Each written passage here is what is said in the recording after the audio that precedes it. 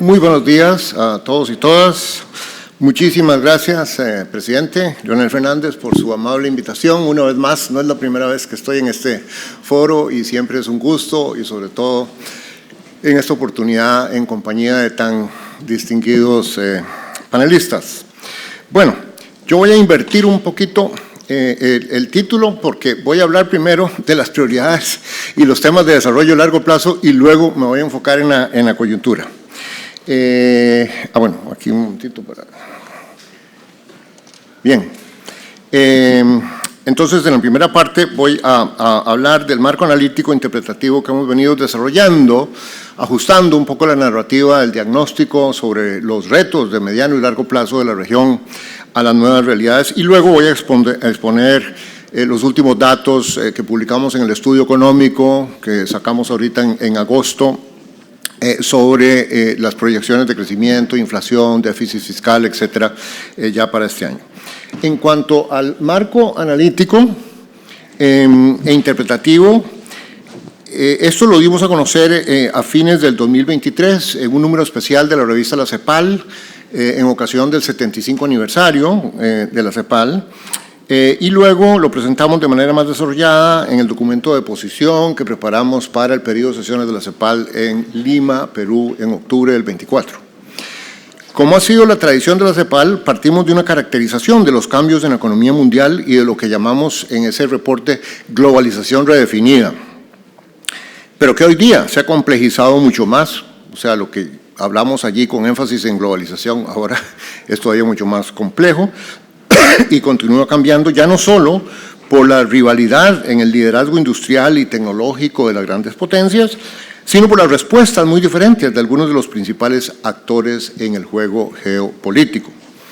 No hay tiempo en estos escasos 10, 15 minutos para profundizar sobre esto, solo decirles que en este nuevo mundo en que se sospecha de la interdependencia, cuando antes se abrazaba, se celebraba la interdependencia, ustedes recuerdan, en la época sobre todo la hiperglobalización, pero ahora en este nuevo mundo en donde se sospecha, se la ve como fuente de vulnerabilidad, se la ve como fuente incluso de posible amenaza a la seguridad nacional, la conversación se ha vuelto muy microeconómica, es decir, muy producto por producto, muy sector por sector. Por ejemplo, minerales críticos, interconexión eléctrica, transformación digital, servicios modernos, dispositivos médicos, paneles solares, la lista es larga. En la nueva geopolítica, entonces, los sectores y las tecnologías vienen no solo con marca de empresa, sino vienen con bandera, ¿verdad? Entonces, bien, es parte del problema de la conversación geopolítica. Y esto significa dos cosas. Es un tema largo, profundo, como para una conferencia en sí mismo, pero nada más para dejarlos con esto. Primero, significa, bueno, que hacer políticas de desarrollo productivo hoy día requiere hacer apuestas sectoriales. Eso siempre fue cierto, pero como sabemos, los economistas discutieron mucho eso y decían que hacer apuestas sectoriales era picking winners y que iba a ser capturado por el sector privado. Bueno, ojalá ya volvimos la página sobre eso, porque ahora las grandes potencias vienen haciendo apuestas sectoriales big time, ¿verdad? A manos llenas. Entonces yo creo que ya aquí, y eso es algo que estamos haciendo, no se vale decir no. Por supuesto que hay que tener agendas productivas en sectores donde se quiere desarrollar o hay potencial de ventajas competitivas compartidas. El tema no es si hacerlo o no, sino cómo hacerlo, y ahí sí es donde la conversación se vuelve muy interesante, ¿no? Qué combinación de gobernanza, qué si iniciativas clúster, qué si algunos subsidios, aranceles. Creíamos que ya se había vuelto la página sobre eso, pero como que no. Bueno, y la segunda consecuencia es que no es posible hacer hoy día políticas de desarrollo productivo, como preferimos llamarlas en la CEPAL, en vez de políticas industriales, por razones que tampoco hay tiempo, tal vez en las preguntas de profundizar, pero que no es posible hacer políticas de desarrollo productivo sin entender bien el mundo, sin entender y sin entrar en diálogo sobre comercio, inversiones, tecnologías con las grandes potencias industriales. Tan es así que la Unión Europea, por ejemplo, reconoció, ayer estuve en un panel sobre el tema del Global Gateway. El Global Gateway es eso, es una invitación por parte de Europa para América Latina, bueno, y para el mundo, para hablar de sectores específicos, cómo hacer negocios en esos sectores, cómo financiar, cómo hacer inversiones, cómo remover, en fin, cómo hacer cooperación win-win. Bueno, hasta aquí lo que iba a decir sobre globalización y geopolítica. Ahora lo que quisiera es el tema del diagnóstico. que hemos venido revisando un poco, por supuesto, a la luz de estas nuevas realidades. Y entonces, muy brevemente, aquí voy a hacer algo que es casi como llaman en inglés el elevator pitch de estas cosas. En primer lugar, estamos hablando de que vemos a la región en 3 trampas del desarrollo. Entonces voy a contar muy rápidamente ese diagnóstico, las 3 trampas. En segundo término, en una versión más elaborada, estamos hablando de un decálogo de brechas, 10 brechas. Algunas corresponden directamente a las trampas, otras agregan dimensiones. Y a partir de esto hablamos de 11 transformaciones indispensables que dan orientaciones, nortes, si se quiere, sobre el camino a seguir. Entonces, comenzando con el tema de las 3 trampas, la primera es la que llamamos la trampa de la baja capacidad para crecer. Lo hemos venido machacando, repitiendo, porque es muy, muy importante. Los datos son realmente elocuentes. Crecimos en la década del 2014 al 2023 a solo 0.9% en promedio en la región. Eso es menos del 2% al que se creció en la famosa década perdida de los 80. Y por eso hemos venido diciendo que ya terminamos en América Latina una segunda década perdida. Aquí la pregunta es si vamos a sleepwalk, como dicen, ¿verdad? Y seguir, si no hacemos algo diferente, si seguimos igual, estamos ya caminando hacia una tercera década perdida. Ahora, esto no es nada más una distorsión economicista, porque si uno ve, hay una correlación altísima, luego voy a mostrar un gráfico entre esa baja tasa de crecimiento y la baja creación de empleo. De hecho, en esa década, es la década más baja en la tasa de creación de empleo en 6 décadas. La curva de reducción de la pobreza, que traíamos muy sana desde los años 90 y que se redujo mucho la pobreza hasta el 2014, cuando terminó el boom de los commodities y un poco la época de alto crecimiento, también años más, años menos en el margen, pero si uno ve la curva, se aplanó de reducción de la pobreza, es decir, ya en el cuadro grande. En los años 90 teníamos 50% de pobreza, eso se redujo a 28, 27% y varía ahora año con año, pero alrededor de eso.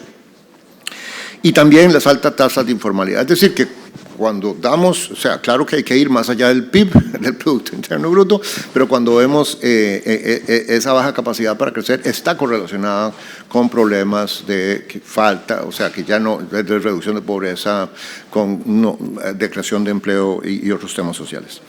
La segunda trampa es muy bien conocida, pero bueno, hay que seguir hablando de eso y hay que enriquecerla y estamos en ese esfuerzo, que es la trampa de alta desigualdad, a lo cual le agregamos, y no es por poner un eslogan, es porque cada uno de estos es un concepto interesante, trampa de alta desigualdad, baja movilidad social y débil cohesión social. Están relacionadas, pero no es lo mismo, y cuando uno ve la literatura y habla, ve que hay dimensiones aquí muy interesantes. Por ejemplo, con el tema de la movilidad social, uno puede decir, hay 2 grandes escaleras, simplificando, ¿no?, para tener una alta movilidad social. Uno, un mercado de trabajo dinámico, que no es dinámico cuando las tasas de crecimiento son 1% o muy bajas. Y 2, un sistema educativo y de formación vocacional que trabaje bien, con buenos indicadores en las pruebas PISA, con buenos indicadores de cobertura, con buenos resultados de aprendizaje, no solo de escolaridad.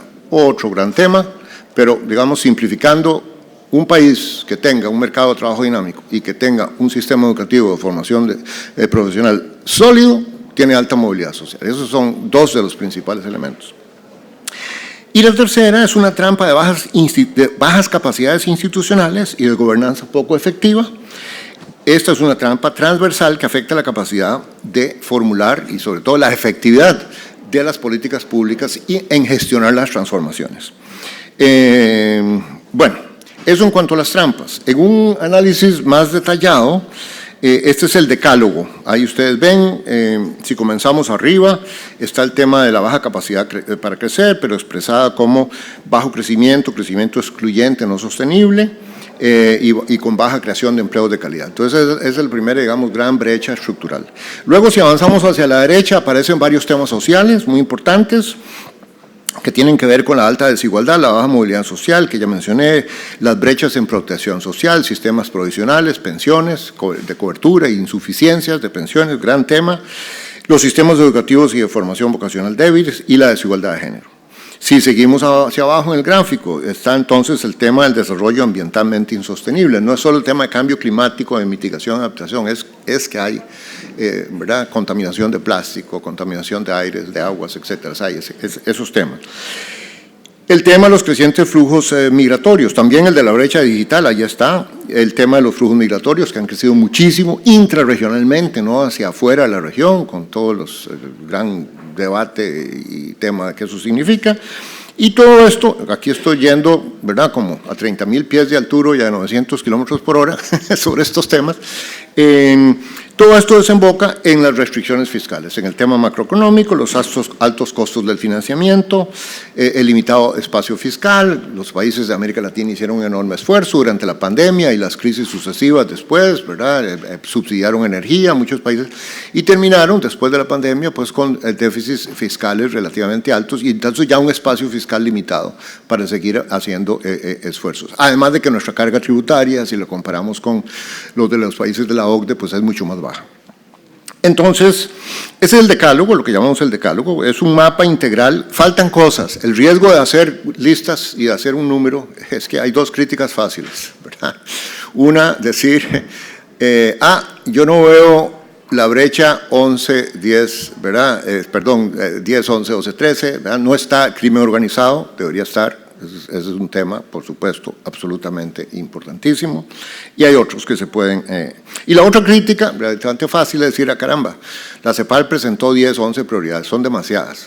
Si uno tiene más de 3 temas, ya son demasiadas, entonces no tiene prioridad. Bueno, pero aquí no se trata, es decir, se trata realmente de tener los temas claves y lo interesante aquí es que muchos de estos temas se refuerzan mutuamente, ya sea de manera negativa, en círculos viciosos, o ojalá de manera positiva, si están las políticas adecuadas, con círculos virtuosos hacia mayor desarrollo y mayor prosperidad. Bueno, a partir de eso, sacamos estas 11 grandes transformaciones, que lo que incluye son la gran transformación correspondiente a cada una de estas brechas, más esta transformación transversal, que es la brecha de la trampa de bajas capacidades institucionales y de gobernanza poco efectiva. Es un tema transversal, o sea, si no se aumentan las capacidades institucionales para las políticas sociales, para las políticas de desarrollo productivo, para la gestión de los flujos migratorios, para la transformación digital, es decir, el tema es transversal. Bueno, esto es muy rápidamente y lo último es que además de qué hacer y las listas de objetivos y aspiraciones, estamos poniendo muchísimo énfasis y creemos, o sea, lo estamos poniendo porque creemos que los policy makers de la región y todos los sectores, sector privado y demás, hay que hablar más de cómo gestionar las transformaciones, de cuáles son los temas. Y en ese sentido, nuestra sugerencia y nuestra invitación es un marco analítico muy simple, pero muy potente, de que hay 4 grandes áreas donde es importante buscar las respuestas a los cómo.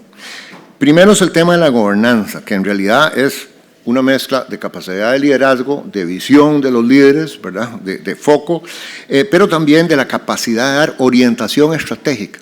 Eso es lo que hicieron los países asiáticos. Cuando hubo líderes y equipos que se enfocaron y estuvieron claros en a dónde querían llegar, bueno, pues entonces lo hicieron y avanzaron. Entonces, esto es gobernanza con visión, con capacidad estratégica, con capacidad de orientar en ciertas direcciones.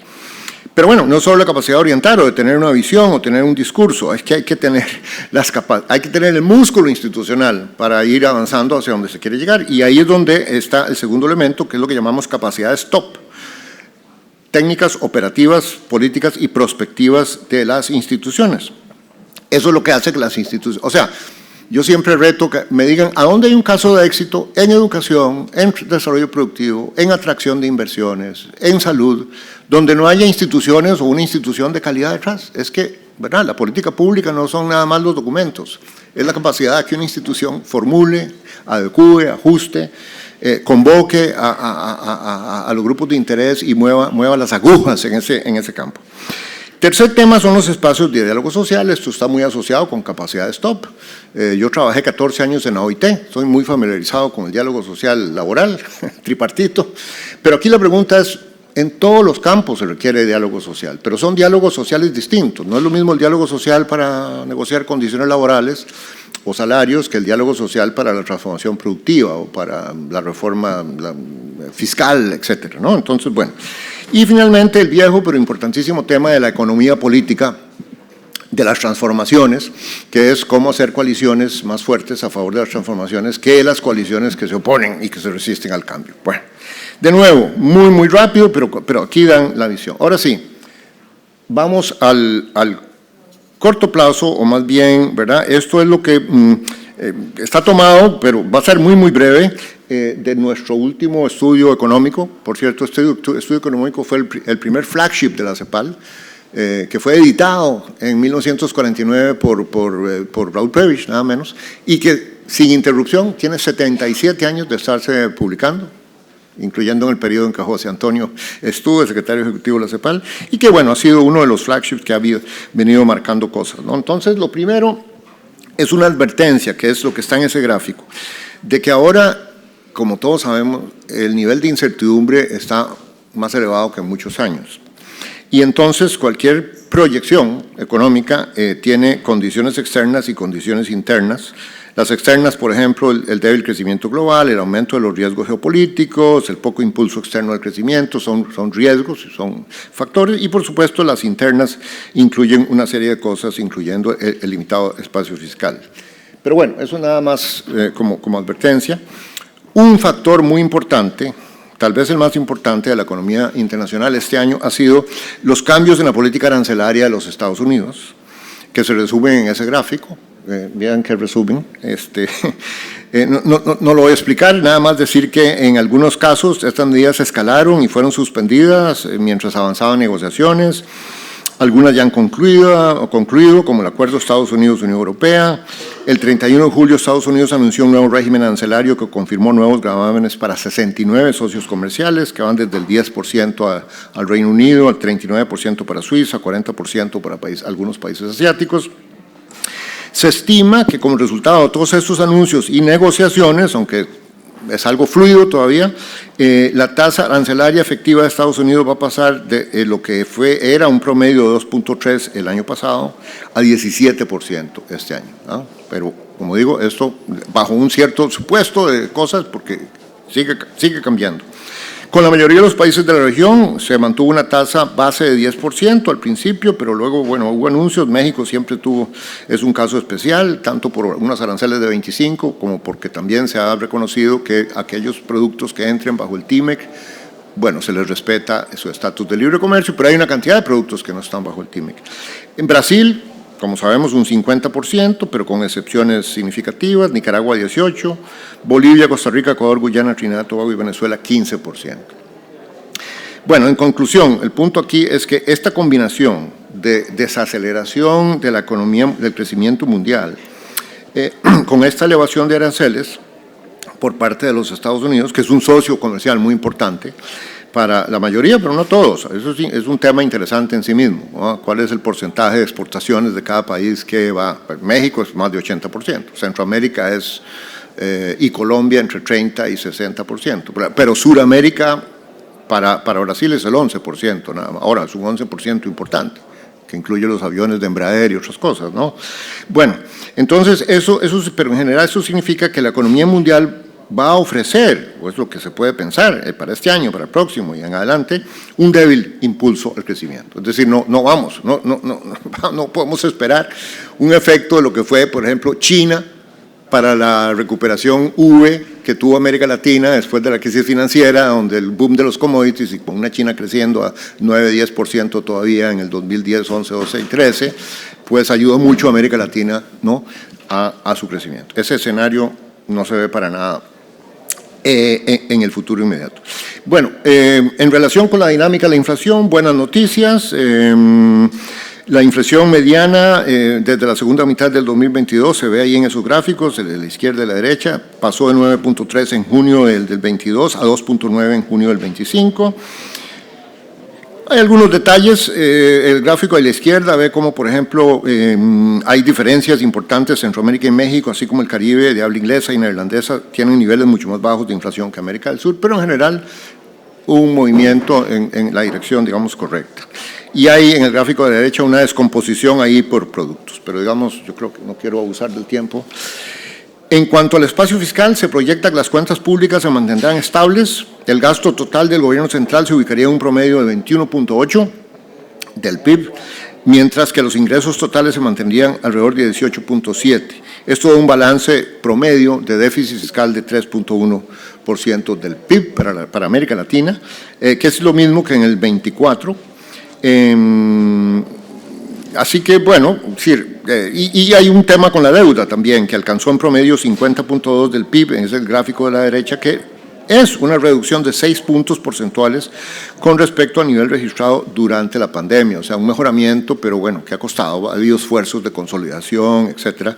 Pero son niveles todavía que implica un esfuerzo de servicio a la deuda, y sobre todo con el nivel de tasas de interés muy, muy importante. Hay países que están pagando 2, 3 y hasta 4 puntos del PIB solo en intereses de la deuda. Y aquí está lo mismo para el Caribe. Esta presentación con gusto luego la distribuimos, tal vez de nuevo por horas del tiempo.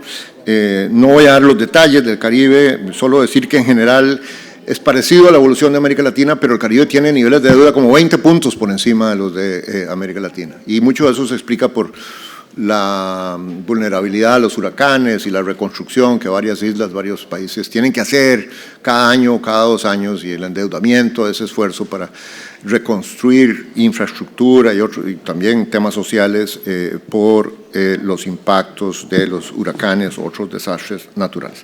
Y esto sí es tal vez el plato fuerte, porque es el gráfico que resume país por país y con promedios para región y subregión las proyecciones de tasa de crecimiento para este año, que son, como ven ahí, 2.2 en términos reales.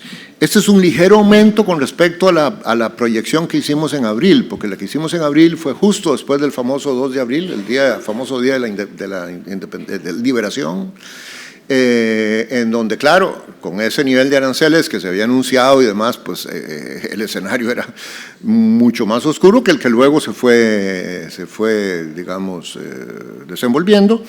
Y entonces ahora es 2.2. El gráfico muestra una amplia dispersión en las trayectorias de crecimiento, 2.7 para América del Sur, 1% en promedio para este año para Centroamérica y México, pero bueno, ahí es un poco injusto o difícil poner a México con Centroamérica, porque solo México es más grande que toda Centroamérica, y en el caso, ese promedio de 1 es muy dominado por México, país para el que nuestra proyección para este año es de 0.3% de crecimiento, mientras que para Centroamérica en promedio es de 2.6%, y es de 4.1 en el Caribe de habla inglesa y neerlandesa. Entonces, en total, 8 países que crecerían a menos de 2%, 20 países que crecerían entre 2 y 4%, 4 países que crecerían a 4 o más, que son Argentina, Panamá, Paraguay, San Vincent y Grenadines, y 2 economías que registrarían contracciones, que son Cuba y Haití. Aquí se presenta lo mismo, pero estimaciones para el año 2026. El crecimiento se prevé que continuará siendo bajo, 1/10 para arriba, 2.3%. Y también, bueno, ahí se ven, digamos, las diferencias regionales. Pero, como digo, con todos los factores que están en el mundo ahora, entre más adelante y ya para el año entrante, pues, y ahora, de hecho, a fin de año sacaremos otra proyección revisada. Y ya para terminar, este gráfico muestra las tasas de crecimiento económico de la región desde 1951, señalando en línea roja los promedios móviles por década. Ahí ven claramente la trampa de baja capacidad para crecer en la que se encuentra la región desde el 2010 y aún más del 14 al 23, donde ven ahí el 0.9 que mencioné antes de crecimiento, que son líneas rojas más bajas que la línea roja de la famosa década perdida de los 80, que la ven ahí a la mitad del gráfico.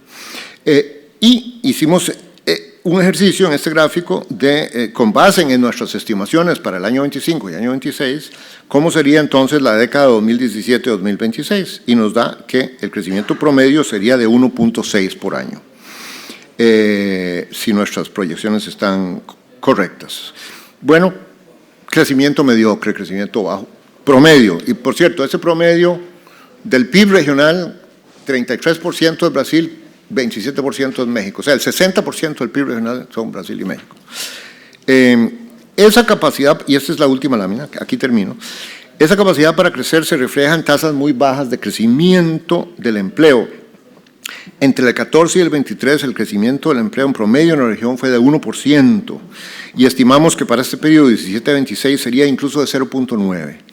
Entonces, bueno, aquí esto, digo, hay mucho más, los invito a revisar el estudio económico de América Latina, que tiene otras bastante más gráficos y bastantes más variables y consideraciones, pero yo creo que esto es suficiente para el mensaje de que pues se enfrentan retos muy importantes, de que no nos va a venir un dinamismo de crecimiento desde el exterior, que tenemos que sacar la tarea, y por eso nuestro gran tema, tenemos también soluciones y planteamientos, pero en el tema del crecimiento y el dinamismo, apostarle a sectores impulsores, escalar las políticas de desarrollo productivo bajo esta nueva visión de políticas de desarrollo productivo, que no es poniendo ni aranceles ni subsidios por delante, que es poniendo gobernanza por delante, cooperación entre sectores privados y demás, iniciativas clúster, políticas de articulación productiva a nivel territorial, etcétera, etcétera. Bueno, lo dejo ahí. Muchísimas gracias.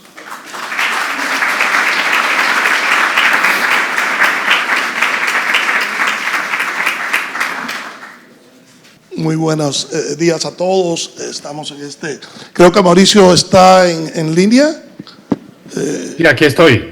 Bueno, vale, mucho gusto. Bueno, bienvenidos. Creo que la presentación del secretario ejecutivo de la CEPAL ha dejado poco que aprender de la región de América Latina. El balance siempre ha sido un documento muy importante de la región. Y bueno, le cedo la palabra al profesor Ocampo, que debe tener grandes y muy interesantes comentarios sobre cómo nos va en la región. Adelante, profesor Ocampo. Bueno, en primer lugar, agradezco nuevamente a Funglobe por la invitación para estar en el panel. Además, bienvenidos a la Universidad de Columbia, la cual yo soy profesor. Entonces, encantado de tenerlos acá.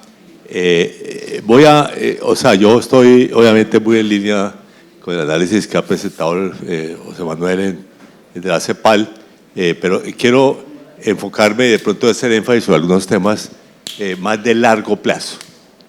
Y digamos, comenzando con la última gráfica, una gráfica de crecimientos anuales de América Latina, yo voy a hacer una de larguísimo plazo. América Latina creció entre 1950 y 1980 a un ritmo del 5.5% anual. Desde 1990 ha crecido al 2.5%, o sea, menos de la mitad. Y más aún, somos la región del mundo en desarrollo menos dinámica. Somos menos dinámica no solamente que los países de Asia, sino incluso que África al sur del Sahara. Entonces, ahí hay un problema realmente estructural. Más aún, cuando uno ve los distintos periodos, observa un patrón adicional.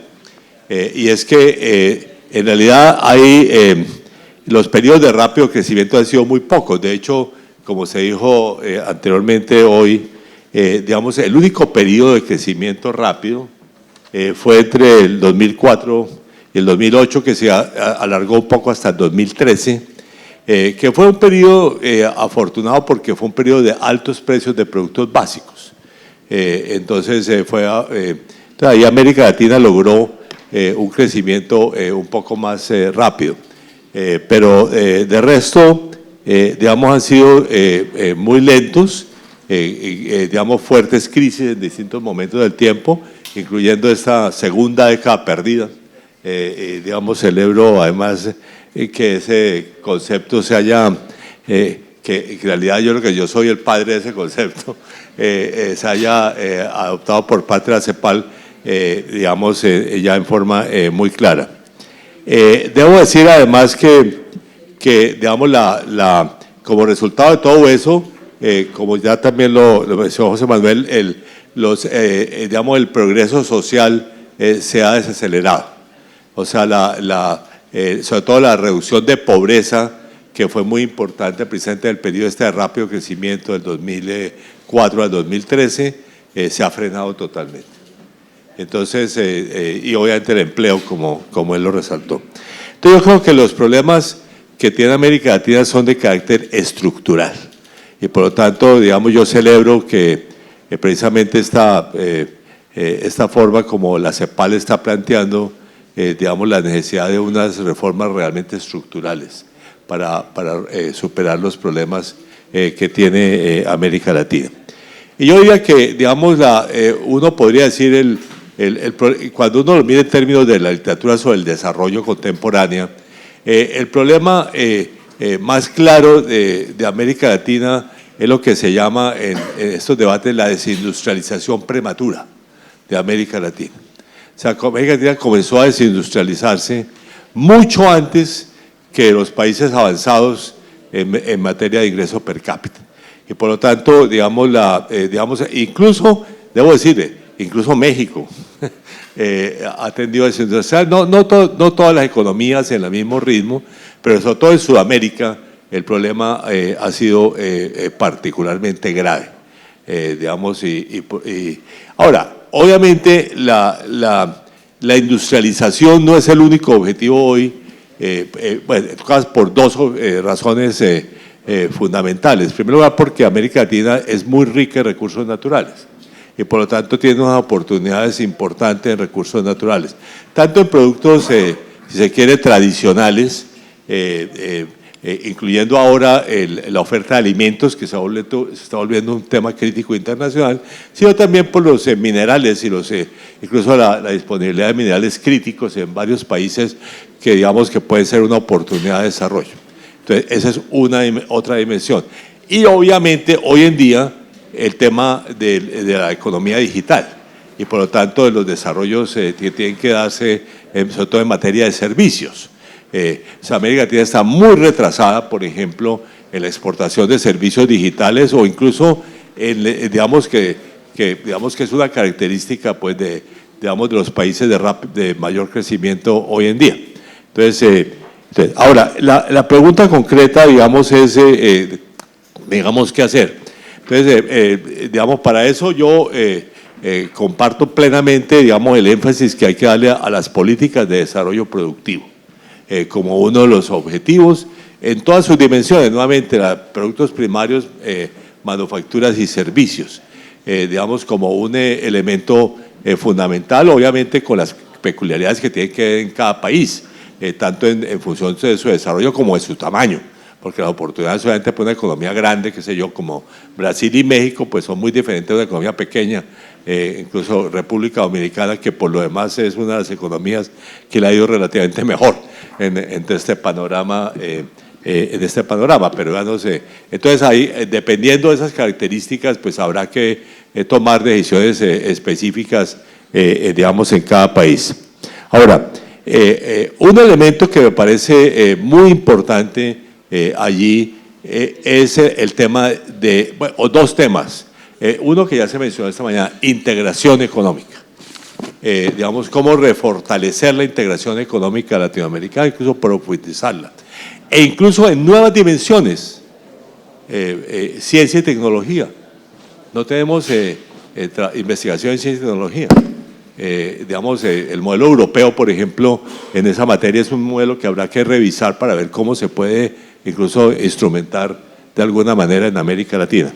Pero bueno, digamos, incluso ahí hay un tema interesante con la situación de la política arancelaria de Estados Unidos, que es como cuando yo voy a México siempre les digo, miren al sur, no solo al norte.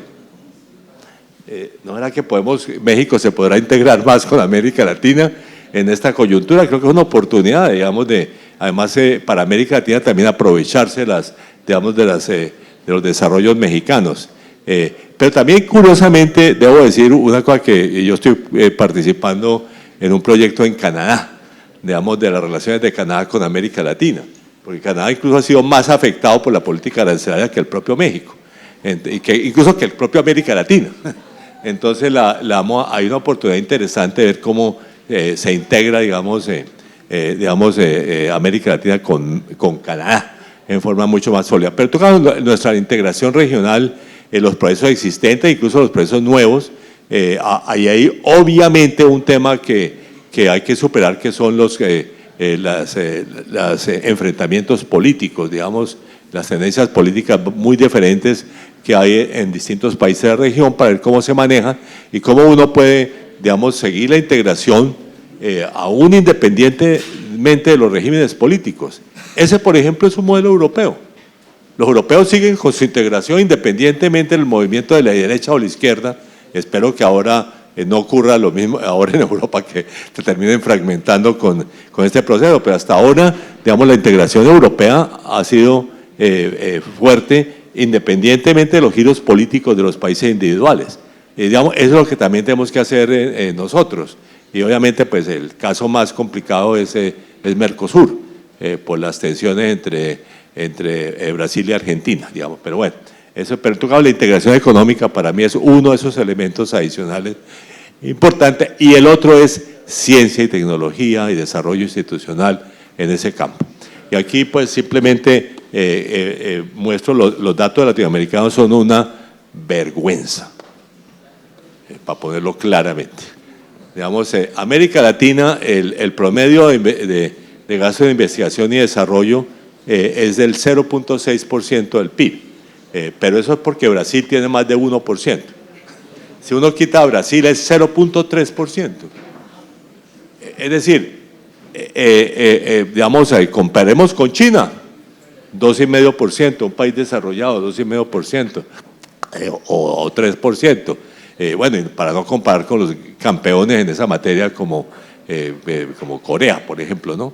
Pero en fin, hay digamos, realmente es un tema del cual hay que hacer un avance significativo, incluso, como lo dije, en medio de un contexto de integración regional. O sea, tratar también proyectos regionales de distinto tipo, digamos, para investigación. Digamos, curiosamente en Colombia, por ejemplo, hay una colaboración muy buena en materia de investigación agrícola con Brasil. Y yo digo, me consta que eso ha sido muy positivo. Digamos, y uno puede, bueno, más aún, como Colombia, mal que bien, es el líder en tecnología cafetera, para poderlo comentar. Colombia le da cooperación a Centroamérica en materia cafetera. En fin, este es un tema, digamos, que hay unas grandes oportunidades, pero digamos, 0.3% del PIB, que es el nivel de casi todos los países o menos, es un nivel vergonzoso. Por lo tanto, ahí es un tema que tiene que ser prioridad, y más prioridad en este mundo de cambio tecnológico acelerado, digamos, que estamos viviendo. Bueno, yo diría que, y tal vez por tiempo, quiero terminar con, digamos, que otros instrumentos hay, y yo creo que uno que ahora, digamos, siguiendo la conferencia de las Naciones Unidas sobre financiación para el desarrollo, en la cual yo pues estuve bastante activo, que tuvo lugar en Sevilla a mediados del año, y quiero resaltar, digamos, cómo se mejoran los sistemas de financiamiento para el desarrollo, digamos, tomando los temas de, digamos, hay el tema obviamente tributario, o sea, cómo mejoramos la estructura tributaria, la hacemos más progresiva, además para manejar los problemas de desigualdad, que siguen siendo profundos en América Latina, pero también cómo desarrollamos nuestros sistemas financieros. Y ahí hay, para comenzar, la banca de desarrollo. Digamos, cómo mejoramos nuestro sistema de bancas de desarrollo. Hay obviamente bancas de desarrollo muy bien desarrolladas, la brasileña, por ejemplo, el BNDES, que la colombiana es bastante buena. Los chilenos están creando un nuevo banco de desarrollo. En fin, pero hay muchas oportunidades importantes en materia de banca de desarrollo. Pero también la banca privada, nacional, digamos, cómo se puede profundizar su desarrollo digamos, en términos de ofrecer créditos de más largo plazo, cómo la banca de desarrollo desarrollamos sistemas de garantías para apoyar inversiones de largo plazo, por ejemplo, en temas ambientales. En fin, ahí hay unas oportunidades tan importantes. Y para mí, yo tengo uno de mis orgullos personales, fue como ministro de Hacienda de Colombia, yo lancé el mercado de bonos de Colombia, el mercado interno de bonos, que ha sido un gran éxito. Entonces ese es un tema que hay que saber, cómo desarrollamos mercados de bonos nacionales, digamos, tanto públicos como privados.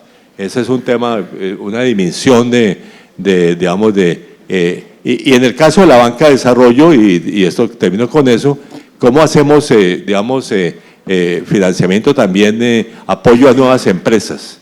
Apoyo a nuevas empresas, con capital de riesgo, o sea, venture capital, también hecho por los bancos de desarrollo, que creo que es una oportunidad interesante, digamos, que hay. Y yo debo decir que una de las, elementos más interesantes, también conociendo la historia de mi país, cuando estamos en la última reforma tributaria del 2022, fue la reunión que tuve con los empresarios jóvenes. Me impresionaron. Digamos, cómo apoyamos a los empresarios jóvenes. Y eso es, que son todos, pertenecen a la generación tecnológica moderna. Y eso es un tema que hay que impulsar precisamente también como relación con el tema de ciencia y tecnología. Y ahí hay y mucho de eso es aportar capital de riesgo de los bancos de desarrollo como contribución adicional. O sea, es un venture capital que también tenga como aportes, incluso los que se han venido desarrollando en América Latina, por ejemplo en Colombia los conozco muy bien, tienen aportes también de empresas extranjeras. O sea, empresas extranjeras ponen capital, incluso los bancos multilaterales de desarrollo ponen capital allí, si el gobierno con su banco de desarrollo pone capital, hay unas oportunidades interesantes de impulsar empresas nuevas, incluso empresas precisamente en esos nuevos sectores tecnológicos en los cuales los jóvenes empresarios son una gran oportunidad. Bueno, muchas gracias. Muchas gracias. Muchas gracias, profesor Ocampo. Le damos la oportunidad al señor Mauricio Cárdenas, que lo tenemos en línea. Señor Cárdenas, tiene la palabra. Muchas gracias. Espero que me estén escuchando bien y se vea bien también. Bueno, muy complacido de estar en este panel. Saludo al doctor José Manuel Salazar, secretario ejecutivo de la CEPAL, por su presentación maravillosa. Nos da también un gran contexto sobre la situación económica y social de América Latina, las cifras muy relevantes, y por supuesto a mi gran amigo y colega José Antonio Ocampo, con quien hemos siempre compartido muchos escenarios y muchas actividades a lo largo de la vida. Yo estoy hoy en un ejercicio muy distinto. Este es un pequeño paréntesis que estoy dándome para participar en esta discusión y sobre todo para absorber mucha de la información. En este momento estoy haciendo un ejercicio de una candidatura presidencial acá en Colombia. Tenemos elecciones en mayo del próximo año y bueno, es muy refrescante poderse salir un momento de la dinámica política local y ver una perspectiva un poco más amplia, pero me sirve también para tratar de conectar los temas de la visión macro que han planteado tanto José Manuel como José Antonio, un poco lo que yo estoy viendo más en la micro, en la calle, en el terreno, en la situación específica de un país.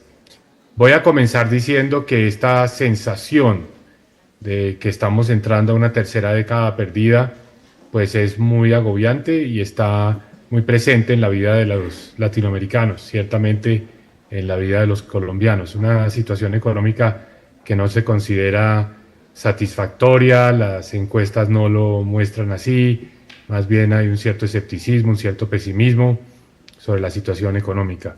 Claro, hay otro tipo de problemas que también preocupan muchísimo a la ciudadanía y me quiero referir a ellos en un momento, que tienen que ver con los servicios sociales y particularmente el de la salud, y también con un tema muy transversal a América Latina, pero que está tomando una fuerza muy grande en el contexto colombiano en particular, que es la problemática de la seguridad, la criminalidad.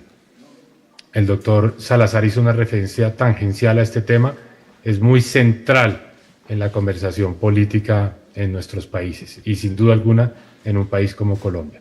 Entonces, ¿cuál es la radiografía? Yo creo que tanto la visión más de largo plazo de José Antonio como una más centrada en las últimas décadas, pero sobre todo enfocada en el momento actual de José Manuel, es clara: un bajo crecimiento y un crecimiento que está desacelerándose, o sea, las tasas promedio por décadas van bajando, y ese es un gran problema que se traduce también en una baja generación de empleo. Consecuencia directa de todo esto, indiscutiblemente, un aumento de la migración, de la emigración. Caso específico de Colombia. Colombia es un país de 50 millones de habitantes. El promedio de la última década es un flujo neto de emigración de 250.000 personas por año. En los últimos 2 años ha sido de 500.000 personas al año.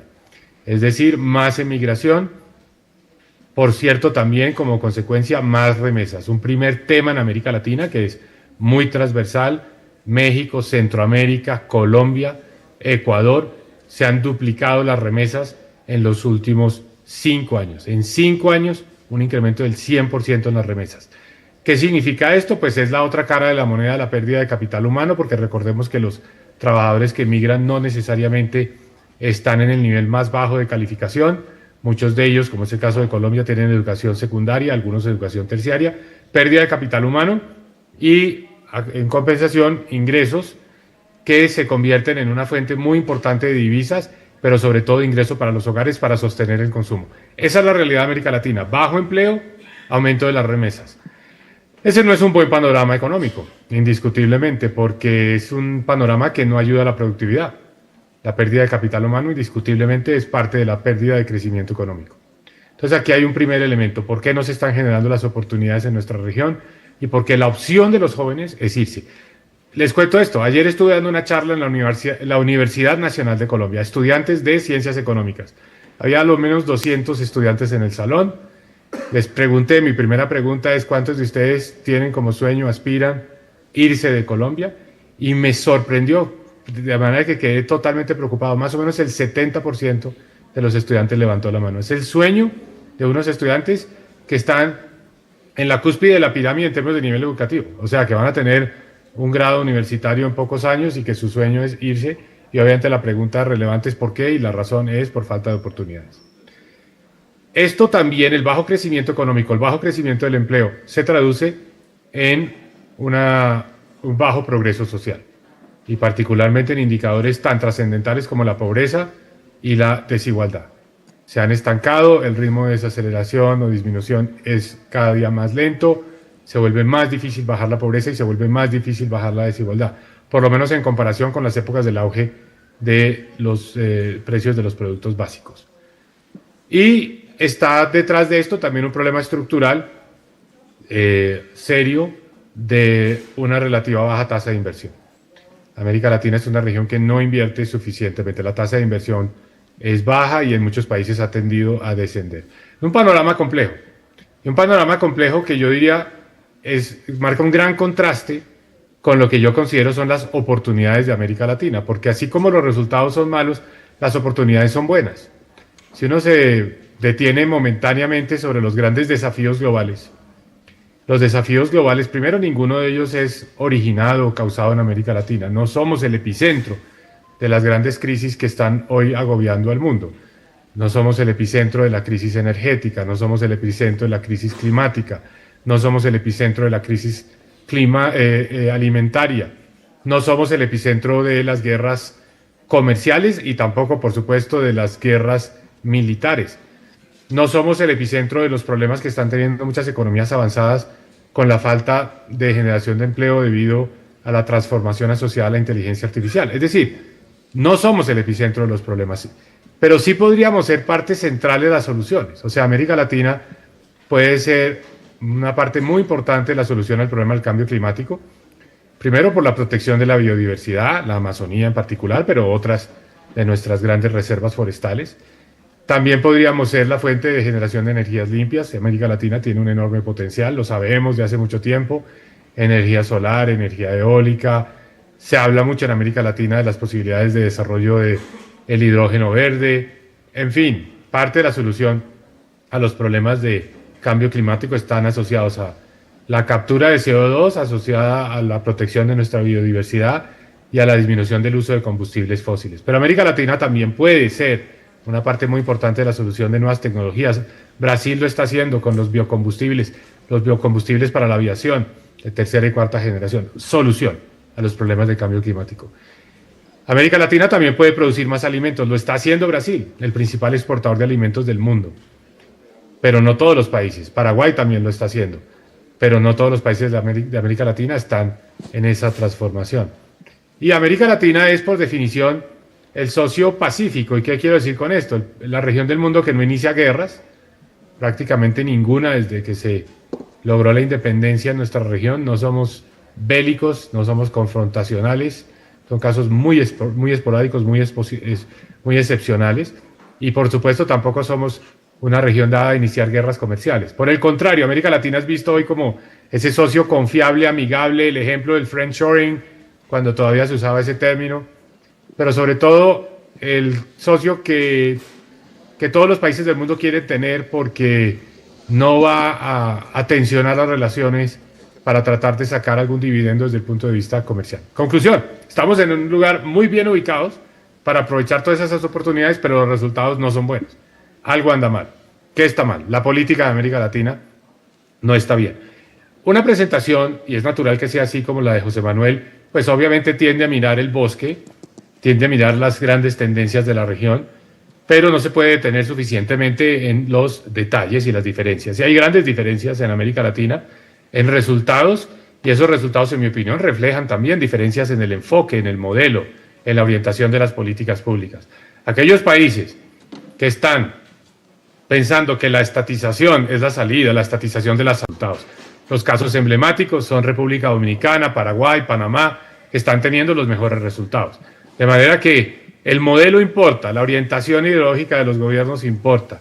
Hay casos de éxito y hay casos de fracaso. Vemos los fracasos en Colombia, en Bolivia, en Nicaragua. Vemos el fracaso ya que es de vieja data de Venezuela. Entonces, realmente aquí hay un tema de decisiones políticas que se transforman y se traducen también en resultados económicos. Quisiera mencionar algunos aspectos en los que veo oportunidades hacia adelante, además pues de obviamente tomar las decisiones políticas correctas.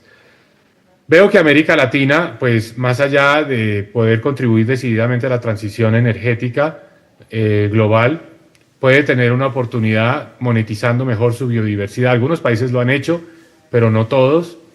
El desarrollo del mercado de créditos de carbono, tanto voluntario como el de cumplimiento, el obligatorio, es un mercado que con sus altibajos ha tenido una tendencia muy positiva. América Latina puede ser un gran proveedor de créditos de carbono, más genéricamente hablando de servicios ambientales, y recibir una compensación por ello. América Latina puede tener las capacidades para compensar las emisiones en los países avanzados y en el proceso generar unos ingresos. Y también puede haber ingresos adicionales pues en el desarrollo de oportunidades que tienen que ver con el aprovechamiento de la biodiversidad. Digamos que hay muchas actividades donde América Latina puede obtener unas primas produciendo la pesca que tiene baja huella de carbono, los servicios de turismo con baja huella de carbono, la agricultura regenerativa con baja huella de carbono, etc. Ahí hay grandes oportunidades. Considero que en este mundo con tanto proteccionismo, que no creo que vaya a terminar pronto, pero un proteccionismo que está muy orientado al sector de bienes y no tan orientado al sector de servicios, América Latina tiene una oportunidad como exportador de servicios. Colombia en particular es un caso de éxito en esa materia, exportación de servicios de diversa índole, servicios de la salud, servicios asociados a las asesorías contables, jurídicas, publicidad, diagramación, diseño, elaboración de planos arquitectónicos, en fin, hay una amplísima gama, call centers, contact centers, hay una amplia gama de servicios en los que ha habido un crecimiento importante y ahí no hay proteccionismo. Es un tema que ha pasado de largo en las políticas proteccionistas del presidente Trump por una razón muy sencilla, porque Estados Unidos es un gran exportador de servicios y tiene un gran superávit en materia de servicios y por lo tanto a nadie en Estados Unidos se le ocurriría entrar a hacer proteccionismo en ese frente porque sería tirarse un disparo en el pie. América Latina tiene también oportunidades con la inteligencia artificial. La inteligencia artificial es vista como oportunidad o como amenaza dependiendo del ángulo de donde se mire.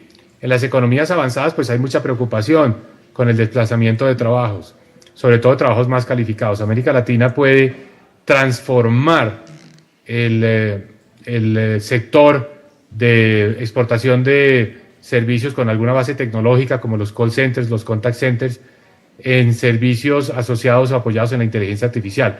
Esta es una oportunidad, pero es una amenaza, porque pueden desaparecer. Colombia, por ejemplo, tiene 750.000 personas empleadas en call centers y en contact centers. Y si no hace nada, pues los va a perder, porque obviamente los bots y la inteligencia artificial los va a reemplazar.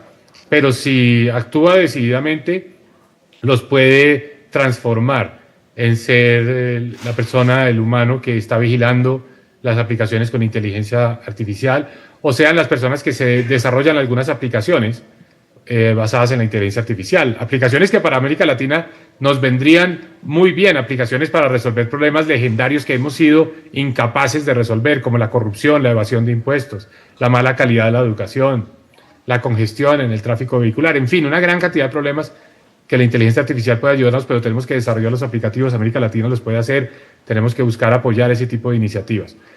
Otro campo que también puede ser como un salto que nos ahorra tener que pasar por todos los procesos que tuvieron las economías avanzadas para lograr más intermediación financiera, más profundización, es el uso de las fintech.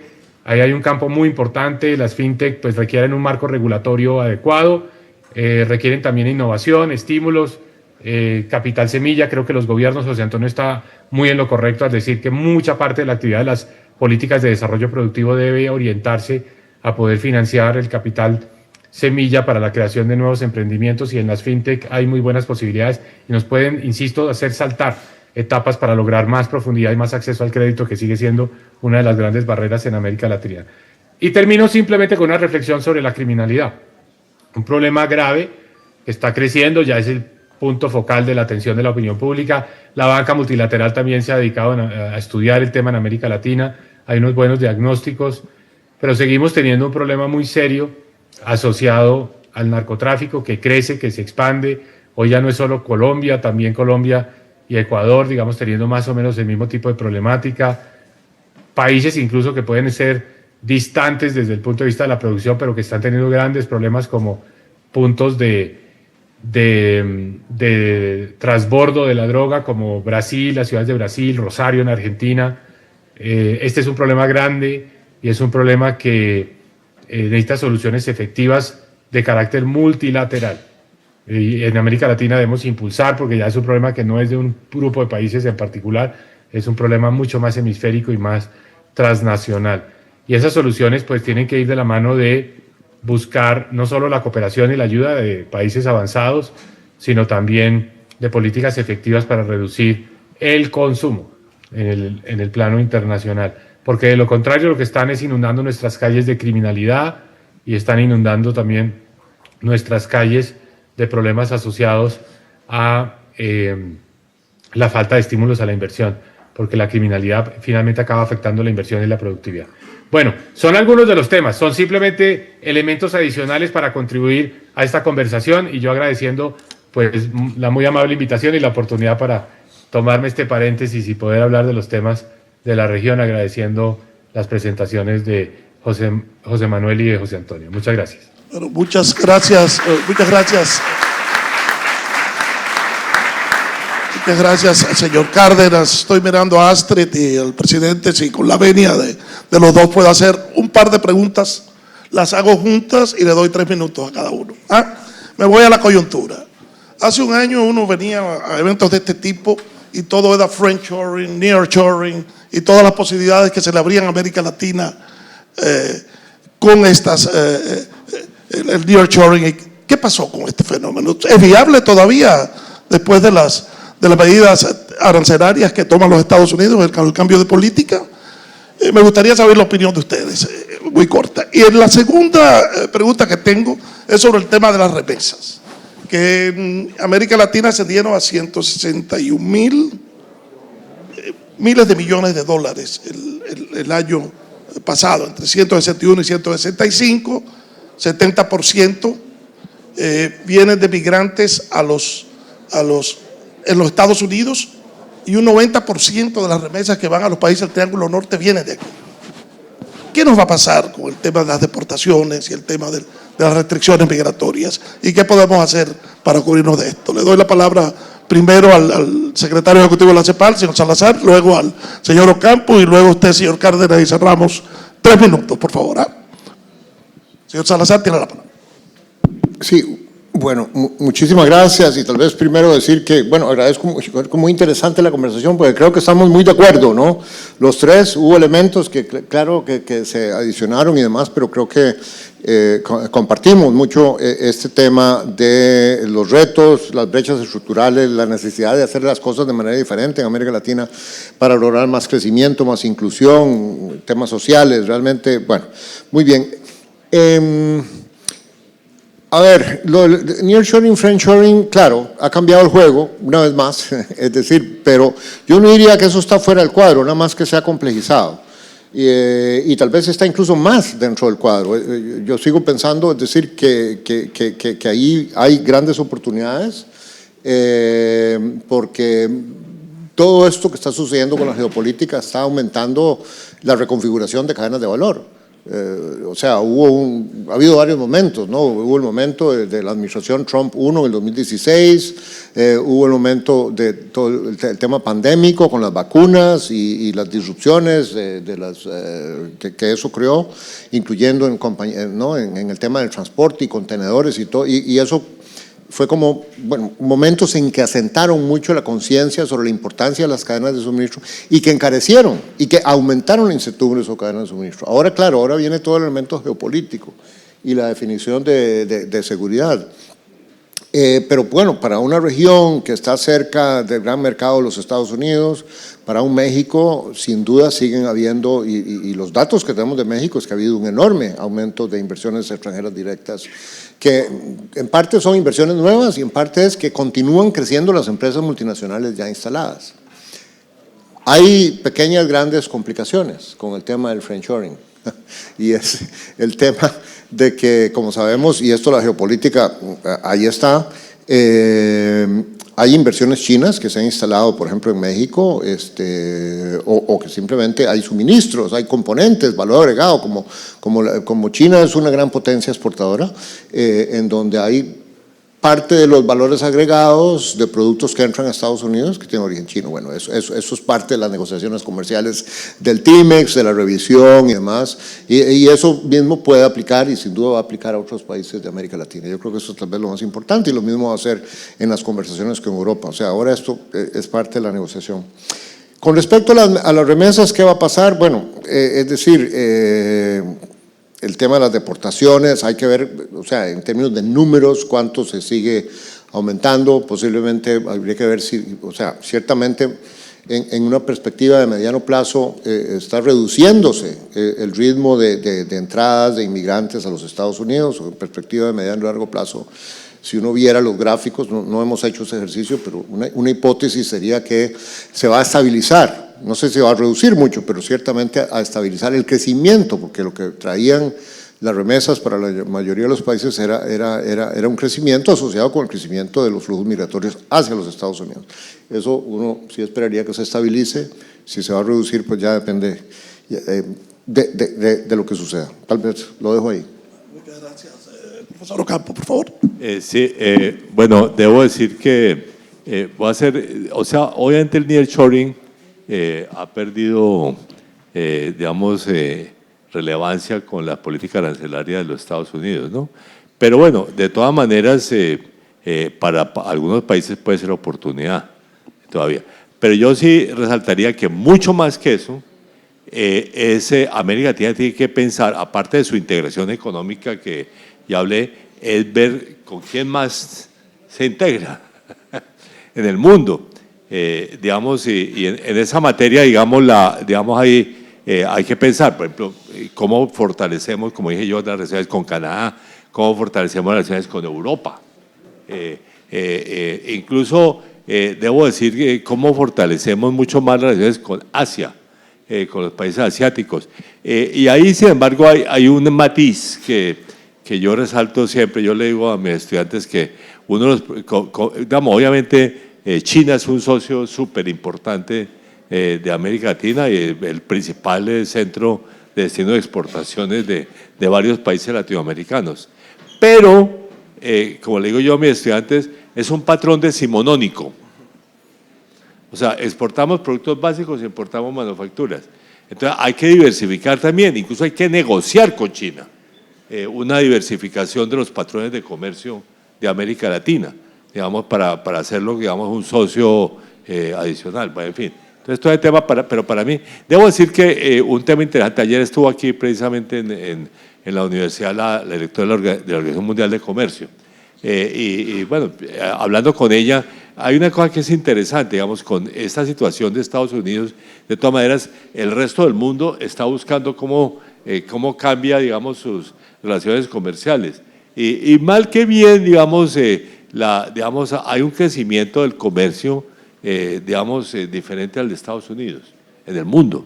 Y más aún, están cumpliendo más o menos, según ella, digamos, la proporción de comercio mundial que cumple las reglas de la OMC, bajó de 80 a 72%, pero esa baja es por Estados Unidos, pero 72%, digamos, digamos, si uno quita el comercio de Estados Unidos, que es como el 15%, es una proporción muy alta. O sea, hay un respeto a la Organización Mundial de Comercio por parte del resto del mundo. Eso es un tema que es también interesante, digamos, y vamos a ver cómo se da. Entonces, un poco cómo se da rehacer el mundo comercial internacional y entonces América Latina cómo se inserta dentro de ese proceso. Y las remesas, pues, por supuesto, claro que las remesas son mucho del norte de la región, para ponerlo de alguna manera, aunque obviamente Bolivia, digamos, tiene remesas que vienen mucho de Chile y de Argentina, o Paraguay. Pero digamos, para el norte de la región, incluyendo Colombia, es básicamente remesa. Ahí hay dos fuentes importantes que varían de acuerdo al país. Estados Unidos es, de hecho, la más importante, y ahí obviamente la reducción de la migración de Estados Unidos, que ya es muy fuerte, ya se dice que se ha perdido como casi 2 millones de extranjeros en Estados Unidos en los últimos meses.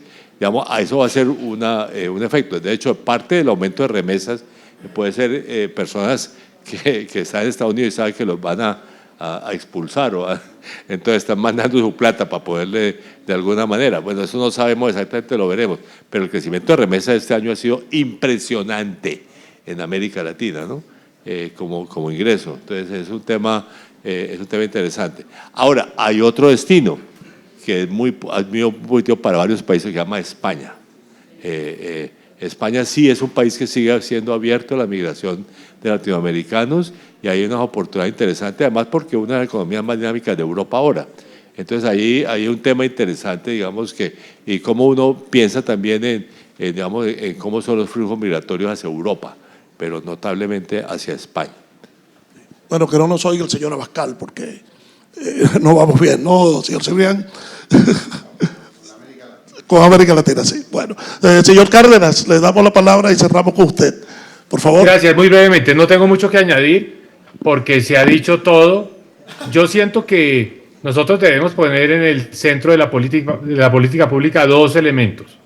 Uno, tratar de evitar que la opción de tantos latinoamericanos sea emigrar, porque nosotros necesitamos para el crecimiento económico futuro ese recurso. Al final del día, la mano de obra es fundamental como factor de crecimiento económico y esto implica que tendremos menos tasas de crecimiento a futuro. Entonces, primer elemento, hay que buscar que en América Latina se generen las oportunidades para que la opción de los latinoamericanos no sea emigrar. Esto lo tengo muy asociado al tema de la exportación de servicios. Yo lo pondría en términos de un eslogan: facturar en dólares y vivir en pesos. ¿Qué quiere decir esto? Desde América Latina exportar servicios de salud, de turismo, de tecnología, contabilidad, asesorías tributarias, diseño, arte, cultura. Exportar servicios, facturar en dólares y vivir en pesos. En nuestra cultura, en nuestro idioma, con nuestra gente, en fin, esa es la fórmula. Para llegar allá se necesita generar esas condiciones, eso requiere formación para el trabajo. Creo que América Latina debe darle un empuje grande a la formación de técnicos en actividades, en oficios, donde sabemos que podemos exportar servicios, no necesariamente carreras universitarias. Ahí podemos incrementar mucho la cobertura de la educación superior, sin necesariamente los costos y las dificultades de la educación universitaria. Dos, debemos buscar que los ingresos que estamos recibiendo por remesas, que ya son altos y que seguramente van a seguir aumentando por el crecimiento económico en los Estados Unidos, en España, en fin, en otros países de destino, que esas remesas con los incentivos apropiados en nuestros países, incentivos que pueden ser de carácter fiscal, se canalicen hacia la inversión, no hacia el consumo. Para mí esos son los dos elementos de una estrategia exitosa para manejar el problema migratorio. Muchas gracias por la invitación, me voy a tener que despedir y pues quedo muy complacido de haber podido compartir el panel con dos distinguidos colegas economistas. Oh, muchas gracias, señor Cárdenas, muchas gracias, señor Ocampo, señor Salazar, muchas gracias. La participación de ustedes en este evento siempre le sube el nivel.